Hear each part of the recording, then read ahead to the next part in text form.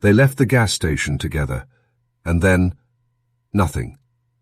No screams, no wreckage, no footprints in the dirt. Just silence. Like the world folded in on itself. Their names? Dannette and Jeannette Millbrook, 15-year-old twin sisters from Augusta, Georgia. But this isn't just a missing person story. It's a rupture. A point where the timeline snapped and rewrote itself. No bodies. No trail. Just two girls, extracted from reality, like they were never meant to exist. You were never supposed to hear this story. Because this story isn't safe. It's not clean. And it doesn't end with closure. This is about something deeper. Something that feeds quietly. Beneath quiet towns. Beneath tired laws. Something colder than justice.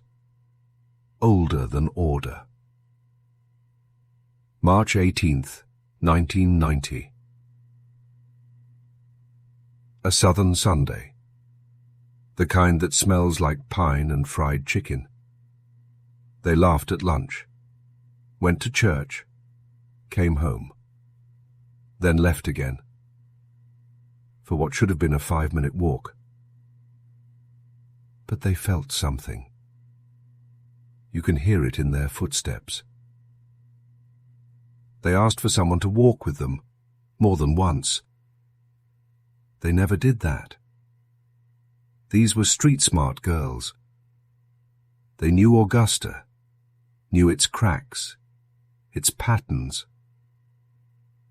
But that day, something shifted. A white van. Seen once. Then gone. After that, nothing made sense. They stopped at 3 places: godfather, cousin, older sister. Always asking the same question: can you walk us home? No one did. And that choice still echoes, like a whisper trapped in the walls. 30 p.m.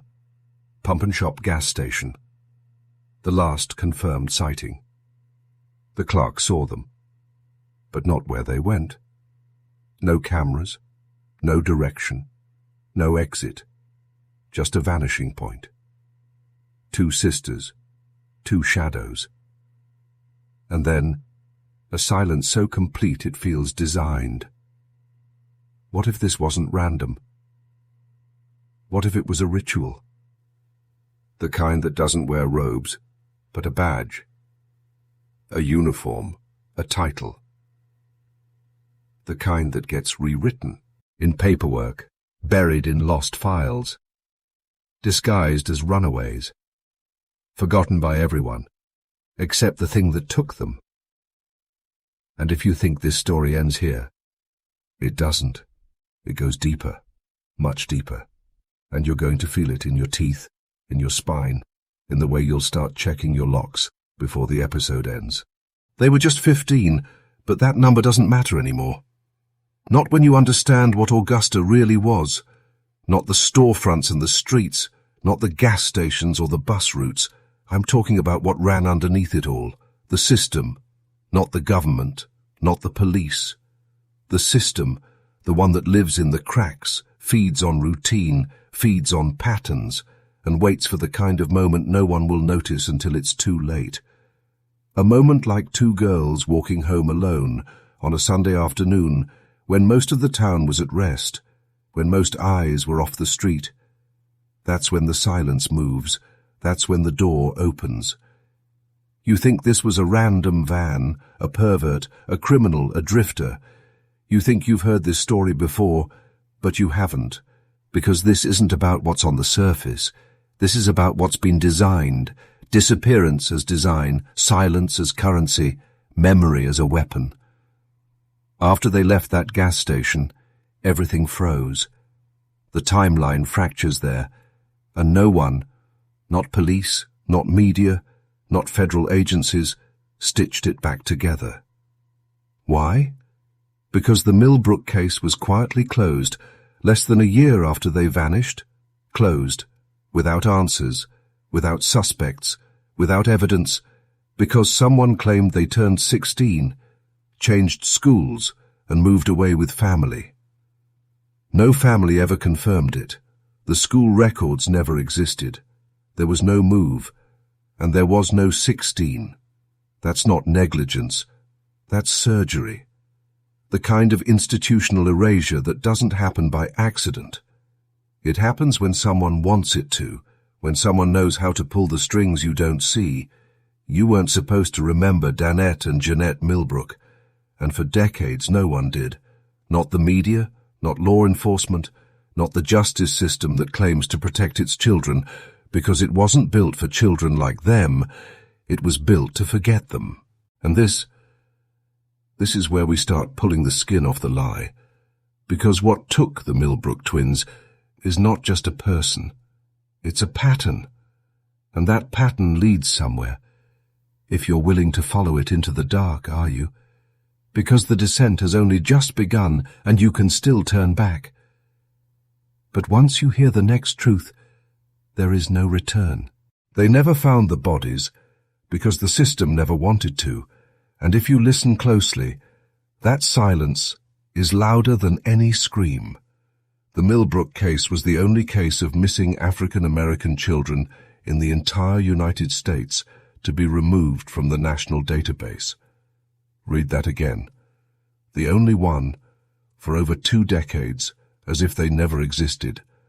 No flyers, no news coverage, no cold case unit, no pressure, just dust, buried beneath paperwork no one was allowed to see. How does a case vanish like that, unless it was meant to vanish? This isn't just a tragedy, it's a protocol. And that protocol has a name, silencing through saturation. You flood the system with noise. You bury the truth beneath 100 manufactured details. They changed the birth dates. They rewrote the school records. They told the mother her daughters weren't missing. They told her they were runaways. And that was enough. The entire system stepped back. Case closed. Like it was all her fault. This is how psychological warfare works. You don't need guns. You just need erasure, because the human mind needs closure. And if you deny it long enough, it starts to collapse. That's what they did to the Millbrook family. Broke them in slow motion, one denial at a time, until even they started to question what they knew. And that's where the pattern hides. Not in what was found, but in what was deleted. No media firestorm, no missing person campaigns, no Amber Alert. Because back in 1990, the Amber Alert system didn't even exist yet. And that was no accident either. It was built after too many children vanished. But even when it was created, it didn't reach them, because they were already ghosts. They had been made into ghosts by design. So ask yourself this: who benefits when black children disappear? Who benefits when no one remembers? Who benefits when entire families are told to sit down? Be quiet and stop asking questions. You already know the answer, and it's bigger than you think. The kind of power that doesn't wear a badge or sit behind a judge's bench. It hides in plain sight, behind foundations, behind charities, behind official silence. And once you see that, you can't unsee it. You start to realize this wasn't about the Millbrook twins alone. They were just the opening move in a game you were never supposed to understand, but now you do, and you need to keep going. There's something wrong with how the record remembers that day, March 18th, 1990, because everything after 4:30 p.m. starts to twist, statements shift, memories blur, and the people who should have been watching stopped watching. Let me tell you what that means. The Millbrook twins didn't just vanish from a street. They were taken out of narrative. That's different. That's intentional. This wasn't a crime of impulse. It was a removal of identity, done with precision and done before. You don't get this kind of clean break unless there's structure behind it, unless the erasure was rehearsed. Their last confirmed location was a gas station. Think about that. A gas station. The kind of place built to see, to record, to remember. But that night, it remembered nothing. No footage, no details, no trail. You ever ask yourself how that's possible? A public place, in broad daylight, and yet not one thing, not even a direction. Just a clerk saying, "I saw them walk out, but I don't remember where they went." That's not coincidence. That's conditioning. People forget what they're trained to forget, especially when what they saw threatens the illusion. And here's the truth you're not ready for. There's a reason twins disturb the system. Twins reflect each other. Twins double the signal. Twins break the pattern of control because they amplify presence. You see one child and it's a tragedy. You see two. It's a pattern. And if you recognize the pattern, you might start asking why. Why them? Why that day? Why was the response so quick to shut down? Why did law enforcement erase their own leads? Why did officials change birth dates and documents and status codes? You're looking at the fingerprints of a machine. One designed to consume innocence and spit out silence. Not just in Augusta, but everywhere this design has taken root. It wasn't just about the Millbrook twins. It was about what they saw, what they sensed, what followed them in that white van, and what may have whispered something to them, something older than fear, something that made two sisters stop and ask for help, even when they never had before. The moment they felt it, they were already being processed by something you don't see on paper, something that still operates, right now, beneath your feet. You've been taught to trust time, to believe that if enough of it passes, answers will come, justice will rise, truth will find a way. But the story of the Millbrook twins proves the opposite. Time doesn't reveal the truth, it buries it.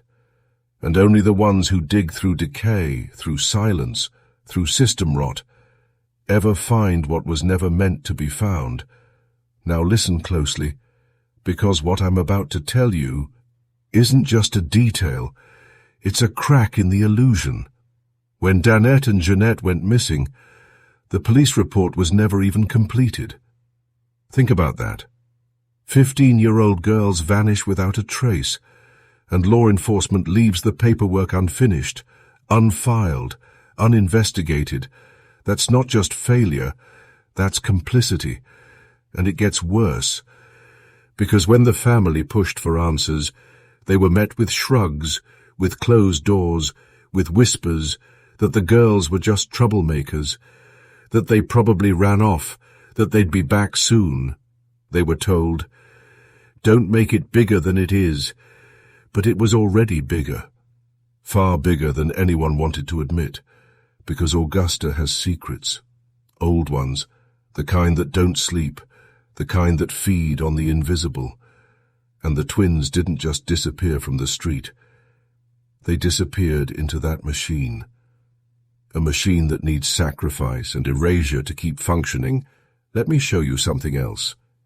When media outlets later tried to cover the case, they found nothing.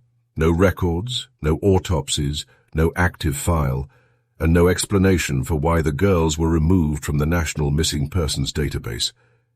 You don't just fall out of the system, you are pushed. And someone had the authority, the reach, the agenda, to push two girls out of public memory for decades, and still no answers, still no accountability. This isn't incompetence, it's architecture, because when systems rot, they don't collapse, they evolve. They learn how to consume questions and turn them into walls, walls that keep you obedient, distracted and numb. But every wall has a crack, and that crack is you. You listening now, you asking what no one else will, you feeling that sick pull in your gut, because something in you already knows. This wasn't random, it was ritual, and the ritual isn't over. The human mind craves explanation, even when the truth is poison, even when it breaks something in you, because the alternative is to live in the void, to accept that two girls can walk into the daylight and never come out, and no one, no force, no law will come looking for them. But you need to understand this. The Millbrook case wasn't buried in error. It was designed to dissolve. Let me take you deeper. When a missing persons case begins, there's a process, steps, protocols, timelines, agencies that are supposed to activate, resources that should be deployed. None of that happened. In fact, the exact opposite happened.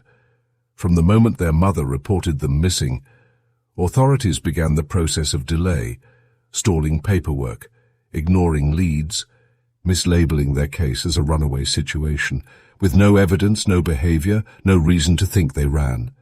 And yet, the label stuck, because that label is the key. Once you're labeled a runaway, they stop looking, they stop caring, they stop remembering. It's not just lazy, it's strategic, because the moment you're categorized wrong, you become invisible to the system, no longer eligible for FBI support, no longer tracked by national alerts. You become a shadow, and no one chases shadows. Now ask yourself, how many others were mislabeled? How many children were filed under the wrong code and vanished under the right eyes? This isn't just about oversight. This is about structure. A structure that requires disappearance to function. A structure that feeds on neglect, so long as the story never makes it out, and if it does, it must be rewritten. Over the years, people tried to tell the Millbrook story. Activists, independent journalists, family members who refused to accept silence. But again and again, the same pattern emerged. Doors closed, files lost, sources disappeared. Even FOIA requests came back empty, as if the key A's was built to collapse the moment someone pulled too hard. And maybe it was, because the system doesn't fear tragedy. It fears memory. It fears a pattern being recognized, and if you've made it this far, you're starting to see it. You're starting to feel it crawl up your spine. This wasn't just a failure, it was a formula, and that formula still runs underneath your world. And now you can't unknow that. You've opened the door, and what waits behind it isn't done yet.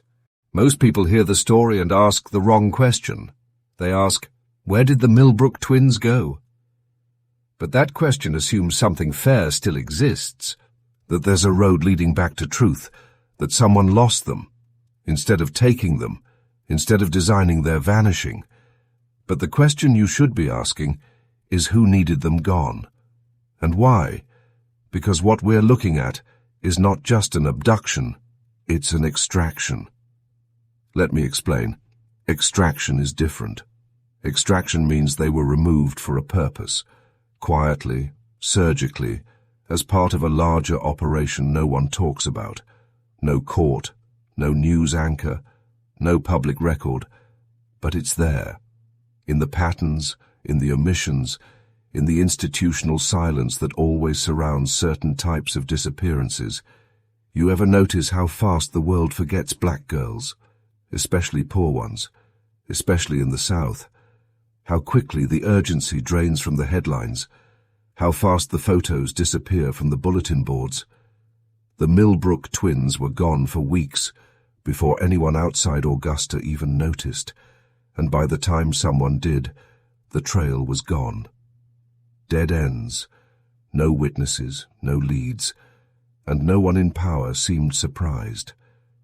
Because that's the ritual. Vanish, delay, dismiss, forget, repeat.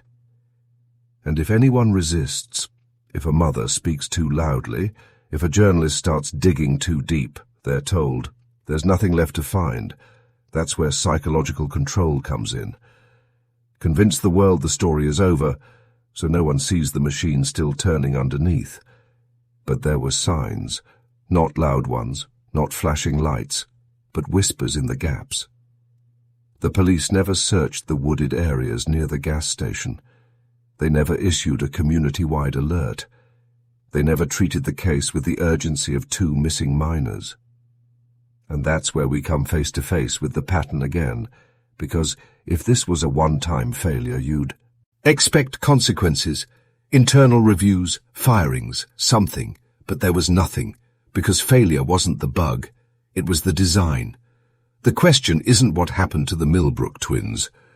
It's what happens to a society that learns to accept this, to absorb it and move on. You're watching the answer, you're hearing it right now, and it's not over. Not even close. There's a point in every disappearance where reality splits, and if you've been listening carefully, you felt it happen already. It's that moment when you realize they didn't just vanish from a neighborhood. They vanished from the record of time, and that only happens when something deeper intervenes. Something more ancient, more practiced. Something that doesn't operate in daylight. Now let me take you back to the white van, remember it, because that's where the fracture begins. The girls told their mother about it after their church's chicken run, said it followed them, close, too close, not for one street, but for multiple turns, a van with no business being there, a vehicle out of rhythm with the neighborhood, and the way they said it, quietly, like they knew not to make it a big deal, but felt the pressure building behind them. Let me be clear. They weren't paranoid. They were aware, hyper-aware, like prey sensing the trap before the snap.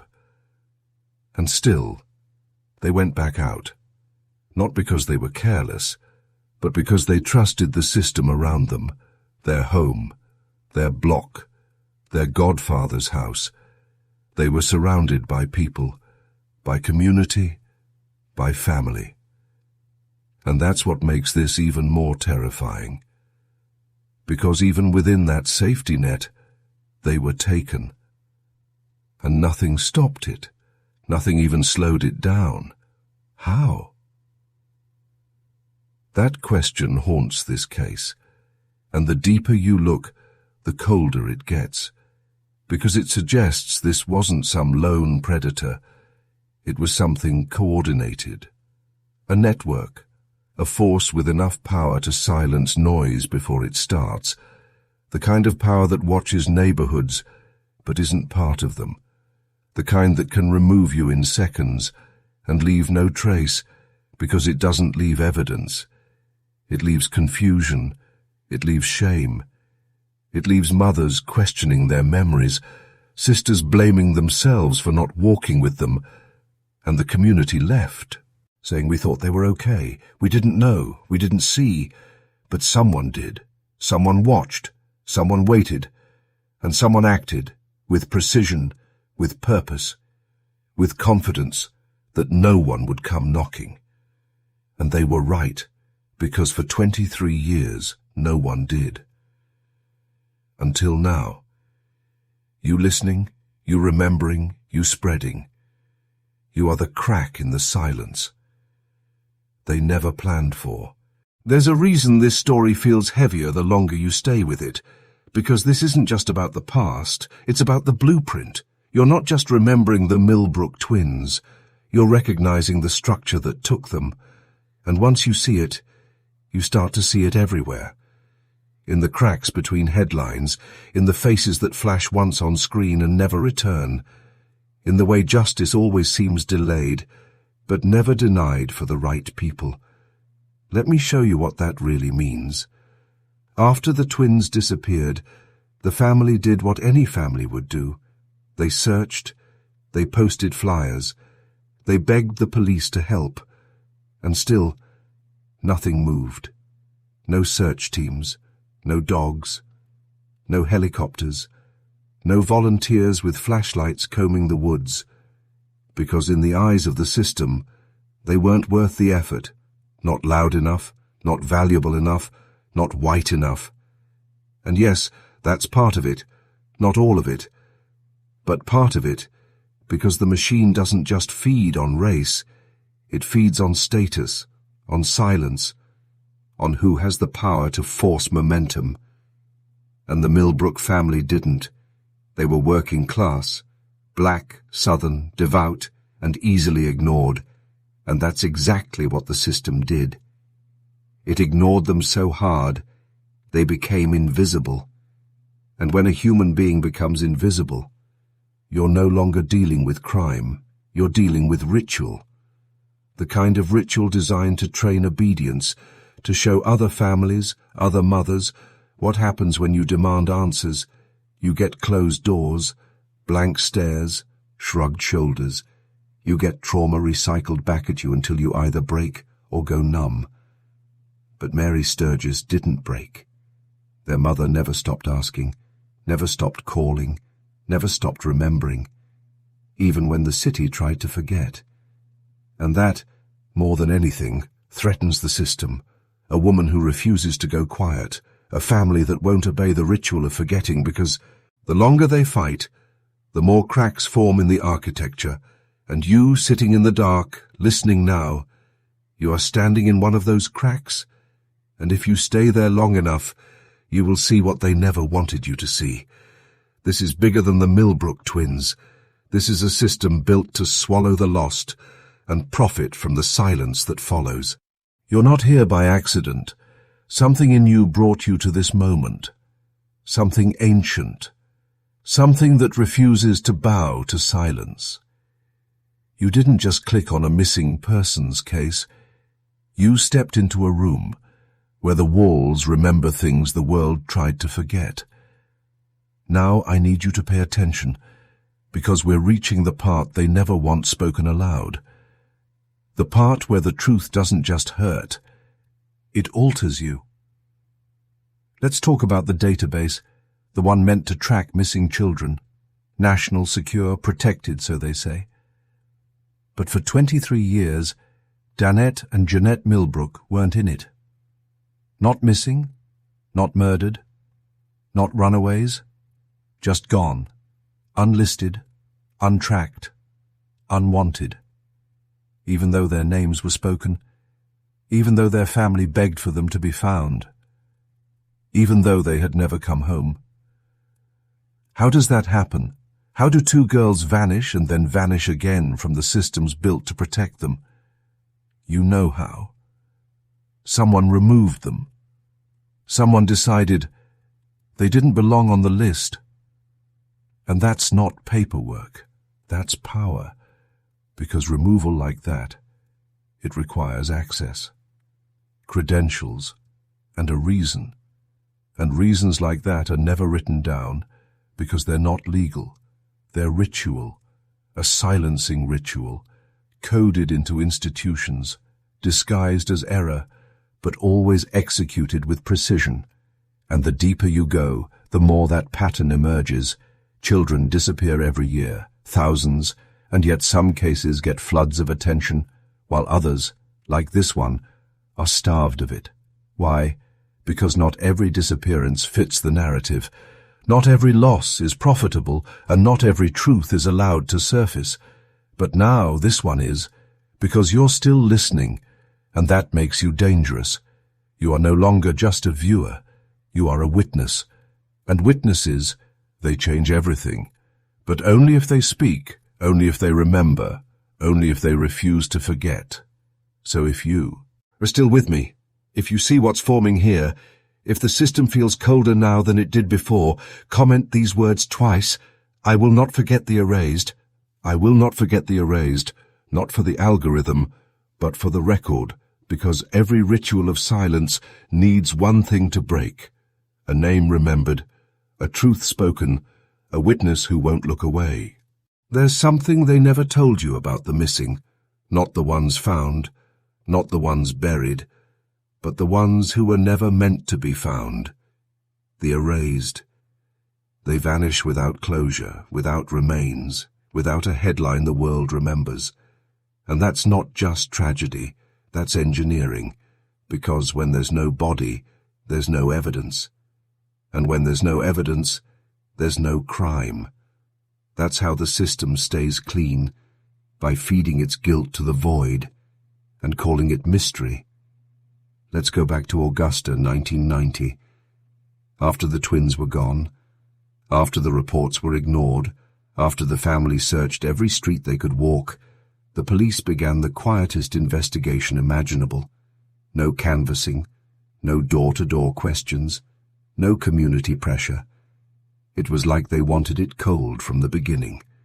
And in that void, a theory was born that the girls had simply run away. And this theory, this lie, became the system's shield. No evidence required, no witnesses needed, just a label stamped across their names.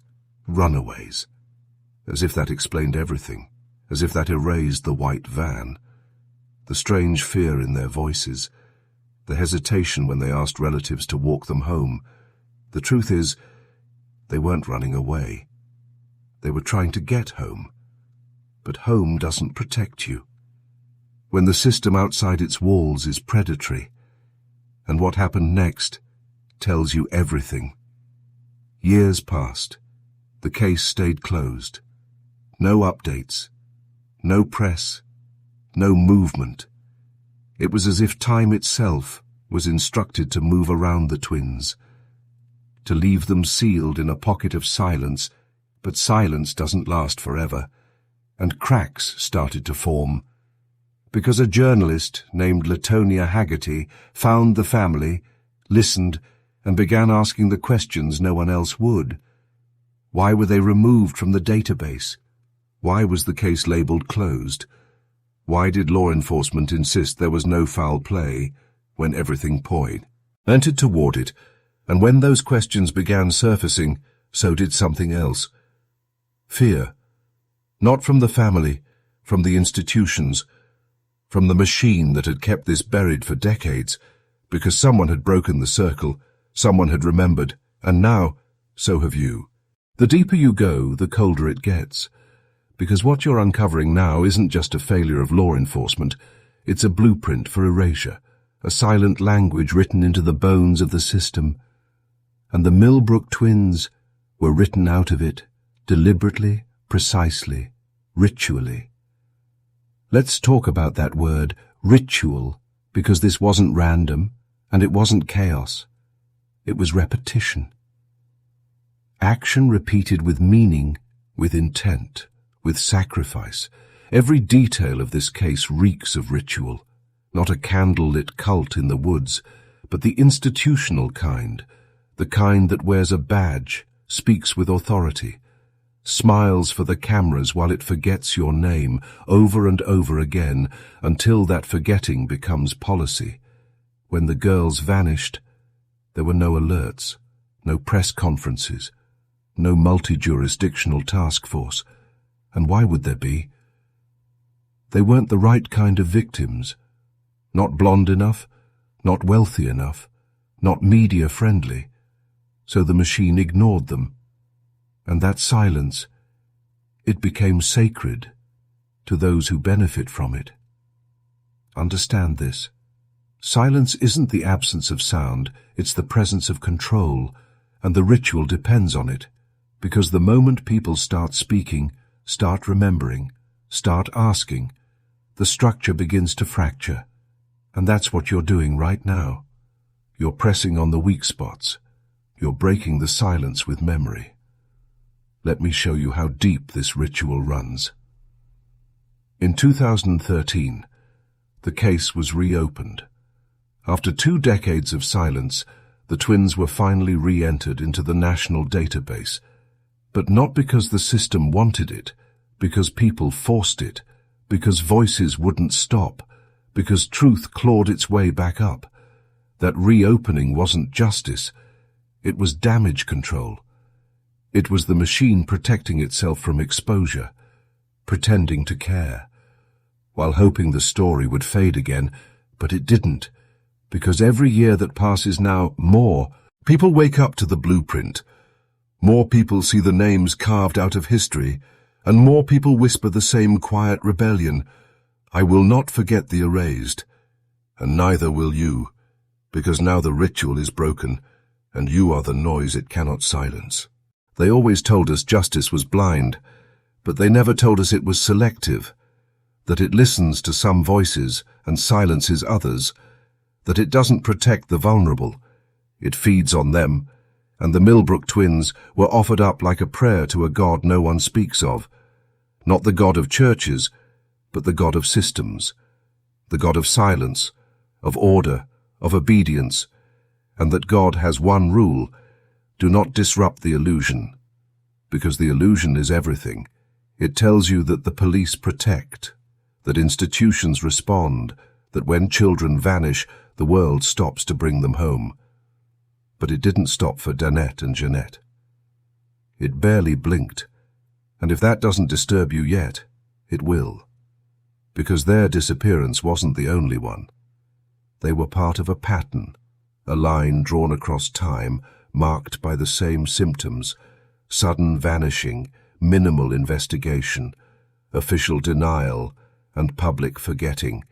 It's a quiet epidemic, and the ones who scream the loudest are the mothers, the sisters, the cousins, who carry the burden of memory, alone, while the rest of the world moves on.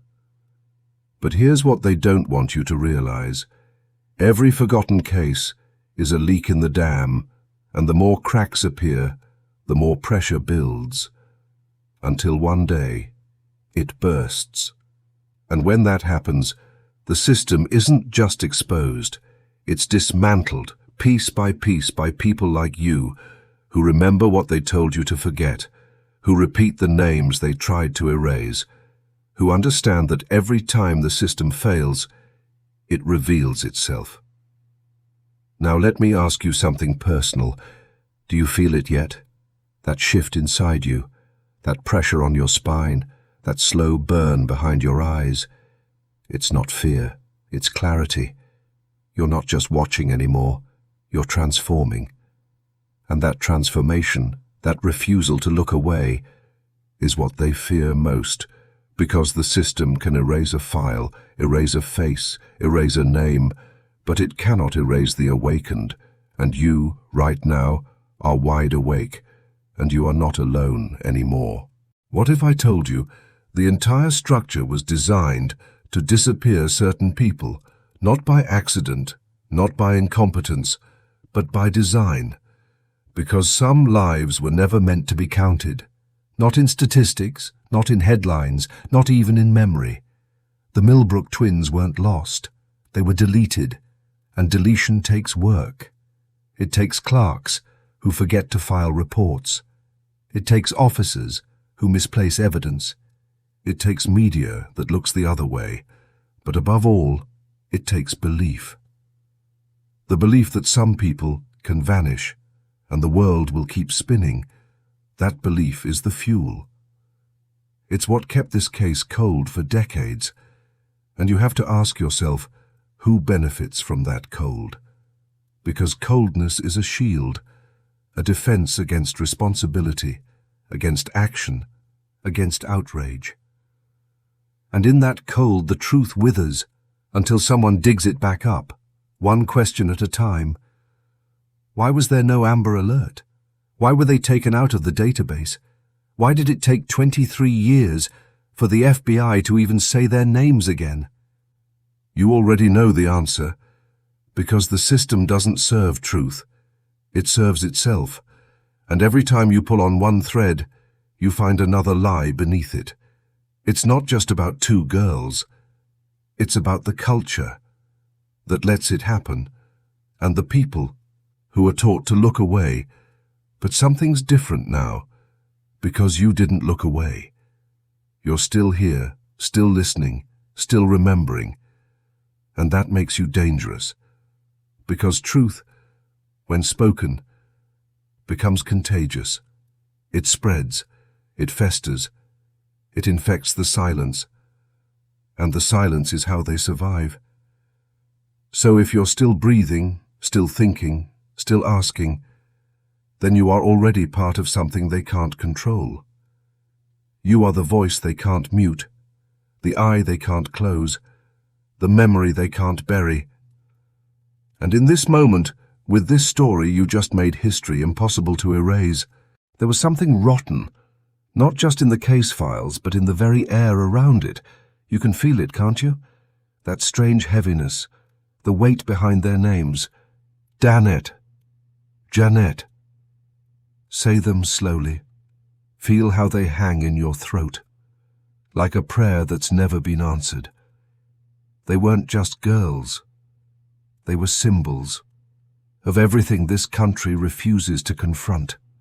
The line between order and chaos, the quiet racism, the apathy, the bureaucratic fog, and how that fog always seems to settle over the same neighborhoods, the same faces. They vanished in 1990. But when you walk through the places they walked, you'd think time itself has been erased. No plaques, no memorials, no echo, only the memory, carried in whispers, and the occasional crack in the sidewalk. That crack is where the truth leaks through, because in the margins of every missing person case there are ghosts, not the kind that haunt, but the kind that accuse. They point at files, at names, at the ones who knew and said nothing. And it always starts with silence. Silence from the school, silence from the police, silence from the media. But silence is not absence. Silence is strategy, because when the noise goes away, the world forgets. And when the world forgets, they win. But not this time, because you're listening now, and every second you do, you make it harder for the machine to keep running.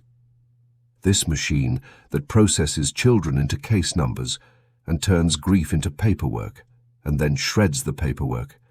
You are the jam in its gears, and that's why they fear voices like yours, not because you're loud, but because you're focused, because once you see the pattern, you start tracing it, back and back and back, until you find, the very first time, the system chose silence over justice. And when you find that, you don't just see the past, you see them, still moving in the shadows, still pulling the strings, still hiding behind the silence, but not for long. There was a time when missing children made headlines, but not here, not this neighborhood, not these girls. Dannette and Jeannette were born into a system that had already decided their worth. Two black girls, from a low-income family, living in a part of town the city had forgotten, just like it would forget them. The truth is, they never stood a chance against the machinery of indifference. You want to believe it was incompetence. You want to believe someone just made a mistake. But no, mistakes don't take decades. Mistakes don't erase names from databases. Mistakes don't keep whole departments silent. That's not a mistake. That's a design, and that design has a name. It's not written on any wall, but it's carved into every cold case file, every closed door, every unanswered call. The design is simple. If it's inconvenient, erase it. If it's uncomfortable, silence it. If it costs money, forget it. And when it comes to girls like the Millbrooks, the design doesn't even pretend to care. That's why no major network covered their story. That's why their mother was treated like a nuisance. That's why their case was closed without a trace of evidence. The erasure wasn't passive. It was practiced, and it has been happening over and over and over, because the system isn't broken. It's working exactly as intended, and that's the horror. Not just that they vanished, but that no one in power ever really tried to bring them back.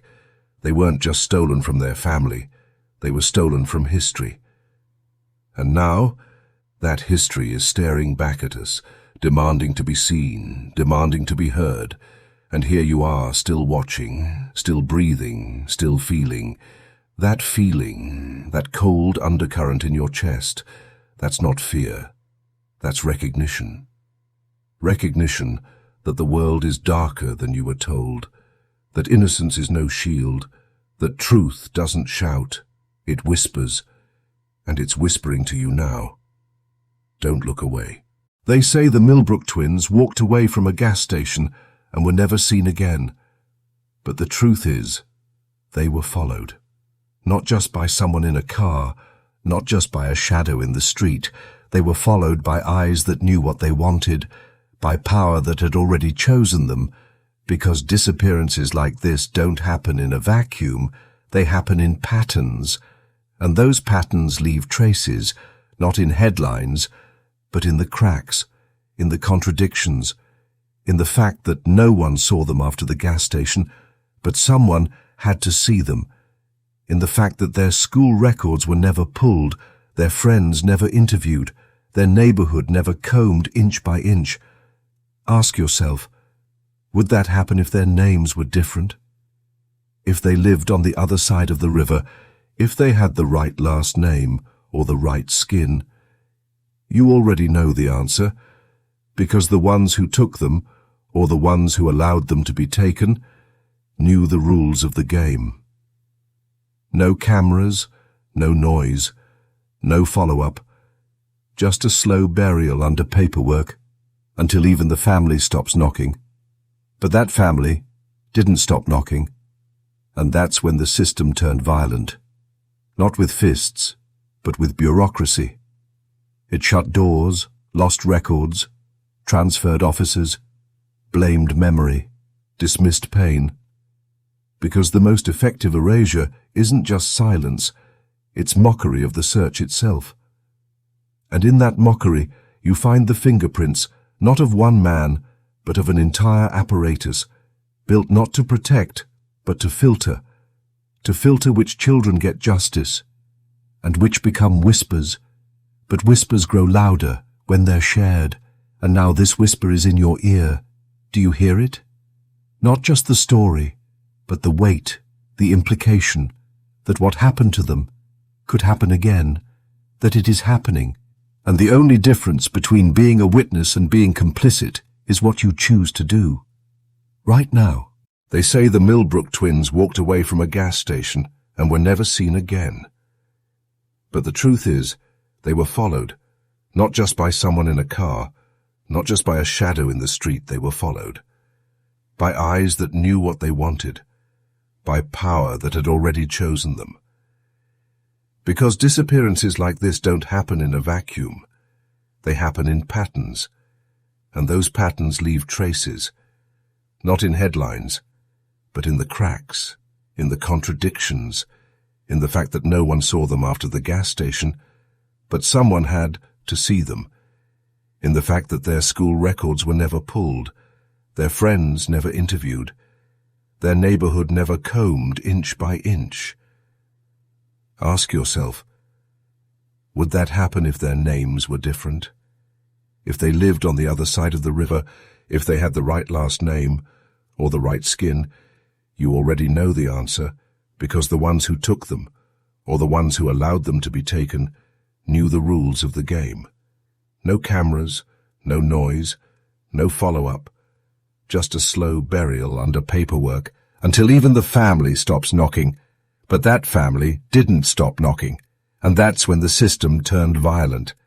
Not with fists, but with bureaucracy. It shut doors, lost records, transferred officers, blamed memory, dismissed pain, because the most effective erasure isn't just silence, it's mockery of the search itself, and in that mockery you find the fingerprints, not of one man, but of an entire apparatus, built not to protect, but to filter which children get justice and which become whispers, but whispers grow louder when they're shared, and now this whisper is in your ear. Do you hear it? Not just the story, but the weight, the implication, that what happened to them could happen again, that it is happening, and the only difference between being a witness and being complicit is what you choose to do. Right now, you said, yes, ChatGPT says. Section 18. There's something you need to understand, something most people refuse to say out loud. The Millbrook twins weren't just erased by a stranger. They were erased by a system that trains people to look away. Every missing poster that didn't get printed, every news anchor who skipped their name, every cop who chose a coffee break over a search, they all played a part, because erasure isn't always violent. Sometimes it looks like forgetting, sometimes it sounds like, "We'll follow up tomorrow." But tomorrow never came for Dannette and Jeannette, and maybe it wasn't supposed to. They vanished in the open, and yet no one remembers seeing them walk away. But you know who did see them. The man parked across the street, the store owner, who never gave a statement, the woman who worked at the foster home, who never returned the call, who never wanted to, because if you look too closely, you see it, a network. Not written down, not confessed in court, but built into the behavior of people who learned not to ask, not to care, not to interfere. And if you dig deeper, you'll find whispers of trafficking, you'll find rumors buried under gag orders, you'll find names tied to other disappearances, you'll find connections that stretch across counties, but all of it just out of reach, because when the powerful take someone, they don't just cover the trail, they build walls around it. And every time the family got close, those walls grew higher. False leads, dead phone lines, misdirected records, closed case files. This isn't a story about one mistake. This is about layers of protection, not for the innocent, but for the ones who took them. Ask yourself, what would be exposed if the twins were found? Not just the name of one predator, but the entire machinery. And maybe that's why they stayed missing, because the moment they're found, the moment we know, the whole structure begins to crack. And some people will do anything to keep that from happening, even now. So ask yourself again, are you watching this, or are you part of it? When a child disappears, you expect panic. You expect sirens, you expect search dogs, and helicopters, and citywide alerts. But when Dannette and Jeannette Millbrook vanished, none of that happened. No Amber Alert, no urgent door-to-door sweep, no national headlines, just silence, like they were never meant to be searched for. And maybe that's the first clue, because in this country who gets rescued and who gets ignored is never random. It's coded, by race, by class, by zip code, by who their family is or isn't. And the Millbrook twins checked all the boxes. That said, leave them behind, so they did. The police left them behind. The school left them behind. The state left them behind. But what they didn't know is that silence doesn't last forever, because their family never stopped screaming, even when no one listened. And now we're listening. And when you listen closely, you begin to hear things, like how their case file was closed too fast, like how the lead detective got promoted and transferred, like how years of evidence were accidentally misplaced, like how the only official explanation is that they ran away, with no plan, no money, no clothes, no goodbye. That's not a theory. That's an excuse, a convenient lie that closes a case without solving it. But lies don't age well, and this one is rotting, because the more we learn, the clearer it becomes. Someone knew from the beginning where they went. Someone had access. Someone pulled the strings, and that someone has never been named. Not in the papers, not in court, not in history, because erasure doesn't just wipe out the victim, it protects the predator. And maybe that's who this story is really about. Not just the girls who vanished, but the ones who made them disappear, and the ones still hiding in plain sight, right now, while you watch this, smiling, knowing they were never supposed to be found, until now. You want to know how deep it goes? You want to know why nobody talks about the Millbrook twins? why their names were almost erased from every record. It's because their disappearance wasn't a glitch. It was the system, working exactly as designed. The foster homes, the school dropouts, the overlooked injuries, the whispers about who followed them home, all of it was part of the same machine. A machine that preys on the invisible and trains everyone else to pretend they don't see it. You think child trafficking looks like a van in the night. You think it looks like chains and locks. But that's not how it works in Augusta. It looks like paperwork that never gets filed. It looks like a social worker who forgets to follow up. It looks like a detective told to leave it alone. And when people started asking questions, when journalists got too close, they were told to look elsewhere, and they did. Because there are names. You're not supposed to say out loud, people with foundations named after them, buildings with their plaques on the wall. Politicians, churchmen, judges, all with something to lose. If the truth ever came out, so they buried it. They erased fingerprints. They rerouted calls. They threatened families. They rewrote timelines. They shut down leads. And they told the world. It never happened, but it did happen. And now, it's coming back. Piece by piece, witness by witness, one broken silence at a time. You can hear it in the way officials stutter when asked. You can see it in the files that were redacted. You can feel it in the way your stomach drops when you realize how easy it is for two girls to vanish and for the whole world to let it happen. This is not a cold case. This is a live wire, still burning, still dangerous, still protected, because whoever took them is still out there, and they're watching to make sure no one gets too close. But here's the thing, we're already too close, and we're not looking away. They called it a cold case, but the air around it was never cold. It burned quietly, like something smouldering beneath the floorboards, like guilt that never got confessed, like truth that was never meant to survive. When the Millbrook twins vanished, the city exhaled, like it had been waiting. And maybe it had. Because this wasn't the first time someone disappeared in Augusta, wasn't the first time the streets swallowed children whole, but it was the first time someone tried to dig it all back up, and what they found was worse than forgotten files. They found patterns of girls going missing, with no media coverage, no follow-up, no trace. They found connections between group homes and hospitals, between night-shift cops and late-night visitors, between abandoned buildings and children who never came home. But every time someone asked too many questions, something happened. Witnesses moved, phones were tapped, officers retired early, records got sealed. Even today, there are people who will shut the door, rather than say the twins' names, as if just speaking them wakes up something buried.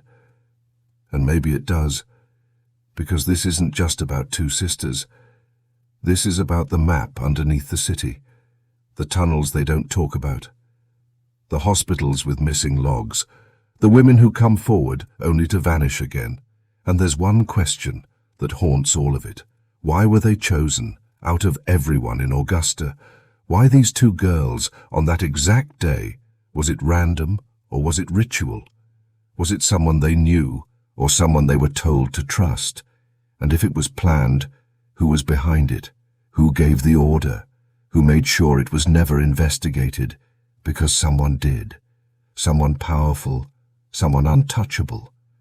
Until now, because if we follow the silence long enough, it leads to a name, and that name is almost ready to be spoken, almost. It always comes back to one building, one room, one lock that never made sense.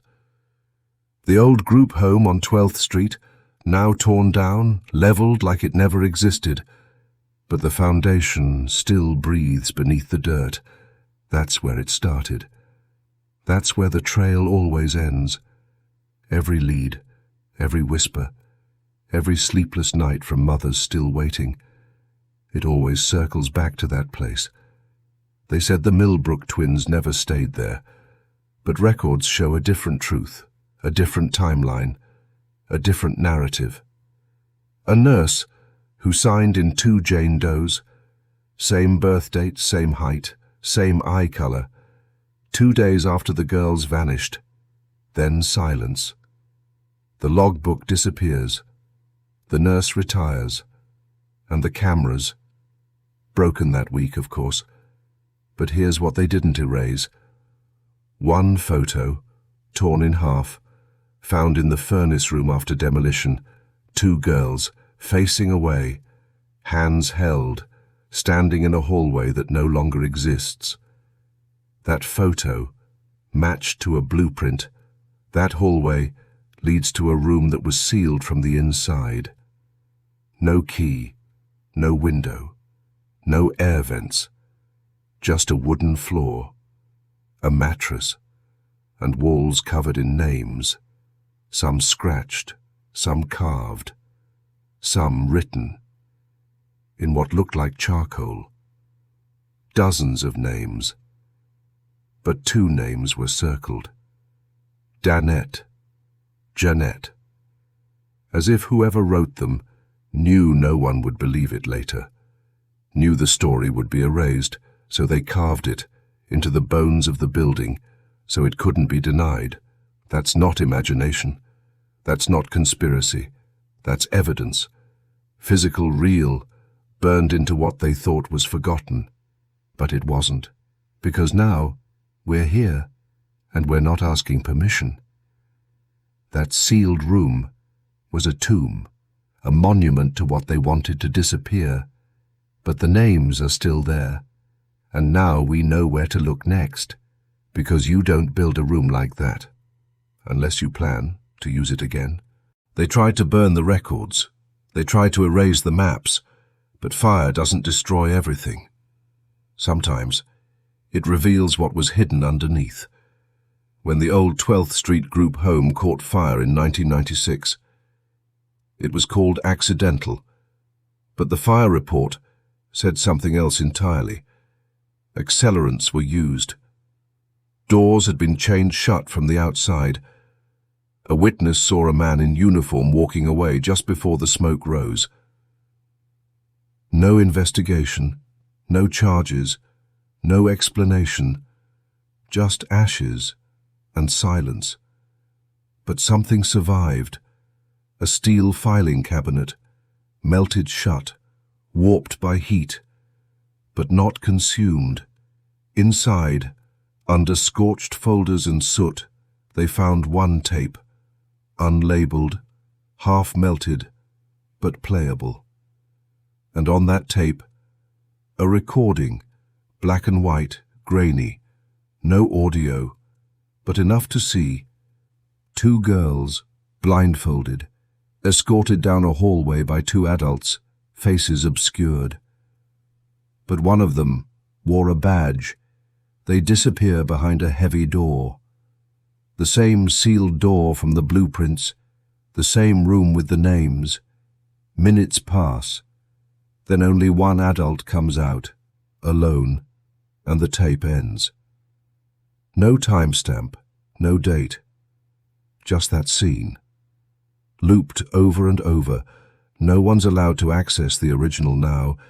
It's stored in a private archive, under lock and contract, belonging to a company that doesn't technically exist. But copies were made. Someone leaked one, just once, before they vanished too. And those who saw it, they don't sleep well anymore, because it's not just about what happened to the Millbrook twins. It's about what was being done, to how many others, how long it went on, how deep it goes. And most of all, who let it happen. Someone authorized that tape. Someone paid for those walls. Someone decided 2 lives didn't matter. And whoever they are, they've been waiting for the world to forget. But we didn't, and we won't. It's never just about 2 girls. It's about what their story uncovers, because the moment you start pulling at the thread, you see how deep the pattern goes. The Millbrook case, is not isolated. It's a fracture, a leak, a glimpse into a network that survives off silence. And when silence fails, they use erasure. Augusta wasn't the first, and it wasn't the last. Other towns, other disappearances, same blueprint, a gas station stop, a missing camera, a false lead, a quiet funeral with no body. Then a building goes dark, a file goes missing, a case is labeled cold before the family can even speak. And always, there's a name buried in the corner, a signature no one looks at twice, a symbol scratched into drywall, a badge number with no department, pattern, design, deliberate disappearance wrapped in coincidence, and at the center, an idea so horrifying most people blink and turn away, that some children aren't kidnapped by strangers, they're selected, marked, traded, for something else, security, silence, power. It's why this story was buried. It's why every time someone asks about the twins, the answers disappear, or change shape, or lead to dead ends that don't make sense. But here's what does make sense. Someone's afraid this will get out. Someone keeps closing doors, scrubbing search results, redirecting names, buying up data. Because the more people remember, the more dangerous it becomes. Not for us, but for them. Because this story is no longer hidden. It's no longer locked in a file cabinet or melted behind drywall. It's here, now in front of you. And once you've heard it, you can't unhear it. You've stepped into their pattern. You've seen behind the curtain. And that is something they can't erase anymore. You weren't supposed to hear this. You weren't supposed to care. You were supposed to scroll past, forget the names, trust the headlines and move on. But you didn't. You stayed. You listened. You started to see the shape of something darker, older, hungrier. And now you're a part of it. Because once a story like this enters you, it doesn't leave quietly. It stays. It festers. It questions everything you thought you knew about safety, about authority, about who gets to matter. They erased the Millbrook twins from history because the system they vanished into still exists. The faces have changed, the tactics evolve, but the engine underneath still runs, fueled by silence and the belief that no one will dig deep enough, but we just did. And now, the question is, what will you do with what you now know? Will you turn the lights back on and pretend this was just another internet mystery, another creepy video, another bedtime story for people who like the thrill of being afraid? Or will you do the one thing they never expected? Will you remember? Will you speak their names out loud in the places they try to erase them? Will you look at every story that doesn't make sense and ask, who benefits from forgetting? Because there's not just 2 girls, there never was. There's 1,000 more. And every time we name them, every time we refuse to look away, we tear a hole in that machine. We break its rhythm. We disrupt its hunger. So say it with me now. Dannette, Jeannette, they were here, and we remember. Let them come for the truth, but they'll never bury it again. Not this time. You want to know what really haunts Augusta? It isn't just that 2 girls vanished. It's that every system designed to find them worked in perfect silence, until the memory of the Millbrook twins became a ghost itself. The sheriff's office didn't just close the case, they erased it, buried it beneath misfiled paperwork, reclassified it, then quietly declared that the girls were simply runaways. No search party, no alerts, no statewide bulletin. When their family came asking for the file, they were told it didn't exist. When the media asked why, they were told there was no case to cover. That is not a mistake. That is not incompetence. that is a controlled erasure, executed with precision, cold clinical, like pulling a name off a wall and replacing it with dust. And here's where it gets worse. Years later, when activists and journalists forced the case back into public view, guess what the authorities said? They told the world the case was reopened, but they didn't assign real investigators. They didn't re-interview witnesses. They didn't release a timeline. They just used the word reopened like a tranquilizer to shut down outrage before it reached the street. This is how truth dies in America, not with denial, but with pretend justice. The Millbrook family wasn't offered closure. They were offered theatre, a ritual, where police wear the face of concern but hold nothing behind their eyes. And still, Dannette and Jeannette's names are not carved into Georgia's memory. No school named after them, no memorial stone, no spotlight from CNN. They were black, they were poor, and they were inconvenient. But here's what the system never planned for. You're still listening, you're still watching, and the silence they wrapped around these girls is starting to split. Keep your mind sharp now, because the final descent is coming, and once you see what's under the city, you won't sleep like you used to. The city of Augusta was built on a wound. It looks quiet from the outside, churches, railroads, courthouses. But under the surface, there is a pattern older than the Millbrook case, older than the archives they sealed shut. It is a pattern of disappearance, of children gone missing, of voices gone quiet, of cases marked unsolved, but never truly investigated. In the years before Dannette and Jeannette vanished, there were 5 other girls, reported missing within a 50-mile radius. Same age, same look, same silence. Their names barely made it past local columns. Some weren't reported for weeks, because no one believed the families. This wasn't just neglect. This was a psychological operation, a conditioning, teaching the people of that city that some lives are disposable, that some children are expected to vanish, and when they do, the system does what it's designed to do. Nothing. But there was one pattern no one wanted to acknowledge: the proximity of those disappearances to a set of abandoned rail lines running straight through a decommissioned textile district, a place riddled with shuttered warehouses, collapsed tunnels, and basements that never made it onto official city plans. You think that's just coincidence? Because someone once found a child's shoe there, size 6, half buried in soot and bone fragments, reported it to police, only to be told there was no active case to match. The evidence vanished, like the shoe was never real, like the scream embedded in that place was swallowed by concrete. Ask yourself, who benefits from a city that forgets its lost children? Who signs the papers that make a girl disappear and then makes her file disappear even faster? This isn't just about the Millbrook twins anymore. It's about a system that grooms you to forget. But if you've stayed this long, you've already broken the conditioning.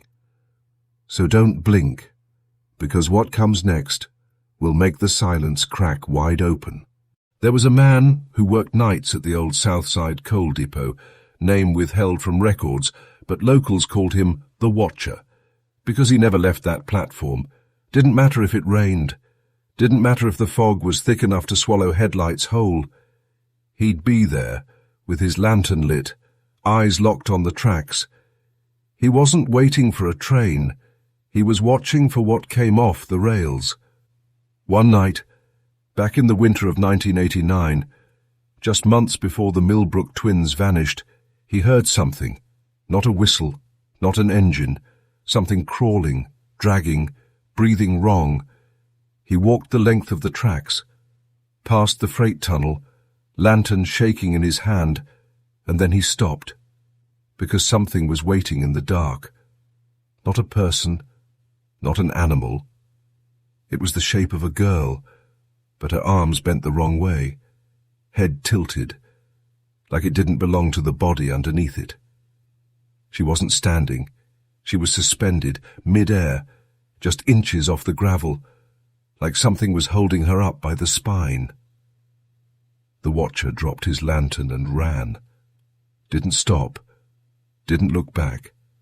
And when he returned the next night, the tracks were gone, covered, buried under 3 feet of earth, by order of the city. No construction crew, no paperwork, just a silence where a scream should have been. He tried to tell people, but his story vanished from the papers, like the others, until one night he left a message on a radio station voicemail, said the twins were still here, said they never left the city, just went below it. Then his voice cuts off and static bleeds in. That recording was confiscated the next morning by someone claiming to be with the sheriff's office, but no badge was ever shown, no name ever logged. Why does the city erase those who speak? Why is the only thing louder than truth silence? If the twins were taken by someone or something that needed them hidden, then the basement, the tunnels, the map of Forgotti, and spaces all lead to one thing, something ancient, something ritualistic, something that still lives beneath Augusta, feeding off memory and punishing those who refuse to forget. You ready to face what's under the floorboards? There's a house on 11th Street, boarded since '91, rotting on the inside, but the walls are still standing. Barely. It used to belong to someone connected, an officer, a church elder, a school board chair. No one's sure which story is true, because the name attached to the deed was wiped from every public archive in 1993. But before it vanished from the record, one final note was left behind, an inspection report filed by a junior city worker who claimed the house had, quote, unusual sub-basement expansion, end quote, unusual because it extended beneath 5 neighboring properties and none of the blueprints matched. A single hall, no doors, no junctions, just one long tunnel, carved in red brick, lined with child-sized indentations. In the walls, not shelves, not support beams, indentations shaped like backs, shoulders, spines, as if someone had pressed dozens of children into the brick while it was still soft and let it harden around their forms. The report ends with a final line. I heard something in the dark, like breath, but deeper, like the tunnel was alive. That worker never showed up for their next shift, and the file was sealed by a city attorney who has since changed their name, moved out of state, and refused all comment. Years later, urban explorers broke into that same house, live-streamed the descent into the sub-basement, but the footage cuts out, 37 minutes in, right after one of them says, "There's something written here. In the brick, I think it says, Jeannette was here." No one ever saw those explorers again. Their channel was deleted. Their families said they were on vacation. But vacation doesn't explain the footage that reappeared. 2 years later, posted anonymously, 4 seconds of video, a girl in a school uniform walking down the tunnel, her face hidden in shadow, but her voice whispering, "I didn't want to go." The walls remember. They always do. And in Augusta, the bricks speak. When you stop listening to the lies. They built the tunnel to bury the truth. But the deeper they dug, the louder the silence became. And now you've walked every step. You've seen the chains, heard the whispers, felt the air shift as names long buried clawed their way back to the surface. Dannette and Jeannette didn't vanish. They were consumed, not by chance, not by time, but by design. They were chosen because twins confuse the record. They mirror each other, so they're easy to switch, hard to trace, impossible to prove missing, when one is mistaken for both. And if you think that's a coincidence, you haven't been paying attention. 12 other twin cases, vanished in counties tied to the same church, the same closed schools, The same youth programs no one remembers signing up for. This wasn't about kidnapping. It was about extraction, of identity, of memory, of obedience. You don't just erase children like that, unless you're hiding a machine that feeds on the invisible. The system wasn't looking for them, because the system knew where they were. It needed them gone. Not just from the streets, but from the map of thought itself, because if one person remembered, it would break the seal around the names, the seal around the dates, the seal around the place where the girls were taken, where they were held, where they were rewritten. And now, you remember, you carried them this far, you brought their story through the fire and through your voice. They rise. This isn't a mystery anymore. It's a curse. One passed to the next witness, the next viewer, the next soul who dares to look too long. You've seen the altar. Now ask yourself, why were you allowed to see it? Because if you weren't chosen to forget, then maybe you were chosen to continue it. Say their names. Dannette, Jeannette.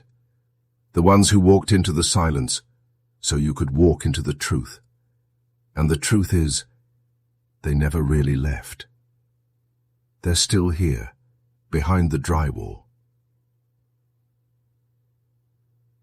Under the school, in the echo of the scream no one wanted to hear.